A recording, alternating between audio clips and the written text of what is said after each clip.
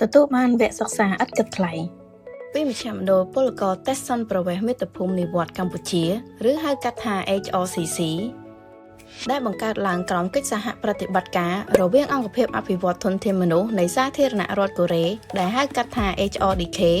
និងក្រសួងការងារនិងបណ្ដុះបណ្ដាលវិជ្ជាជីវៈក្នុងគោលបំណងជួយគាំទ្រពលករខ្មែរដែលត្រឡប់មកពីក្រៅប្រទេសក្នុងការចាប់ផ្ដើមជីវិតថ្មីនៅកម្ពុជា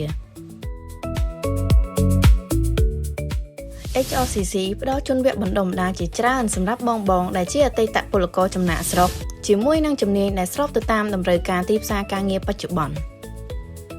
បងៗក៏អាចអភិវឌ្ឍជំនាញក្នុងវិស័យជាច្រើនដូចជាជំនាញផ្សារដែកជំនាញថែទាំរថយន្តជំនាញអគ្គិសនីនិងជំនាញតុបតែងគ្រឿងសង្ហារឹមពីឈើក្រៅពីជំនាញបច្ចេកទេស HRCC ក៏មានផ្ដល់វគ្គបណ្ដុះបណ្ដាលផ្សេងៗទៀតដែលការសិក្សាផ្ដោតលើការអនុវត្តផ្ទាល់ក្រោមការណែនាំពីគ្រូបណ្ដុះបណ្ដាលដែលមានបទពិសោធន៍ដើម្បីជួយពង្រឹងសមត្ថភាពសម្រាប់សិក្ខាកាមអាចអនុវត្តការងារបានជាក់ស្ដែងបន្ថែមពីការផ្ដល់វគ្គបណ្ដុះបណ្ដាល HRCC ក៏មានផ្ដល់សេវាផ្គូផ្គងការងារជាមួយនឹងការប្រឹក្សាពីការរៀបចំប្រវត្តិរូបសង្ខេបសម្រាប់ស្នើការងារព្រមជាមួយនឹងឱកាសចូលរួមក្នុងព្រឹត្តិការណ៍ពិព័រណ៍ការងារប្រចាំឆ្នាំរបស់ HRCC ដើម្បីទទួលបានព័ត៌មានពីឱកាសការងារក្នុងស្រុកផងដែរ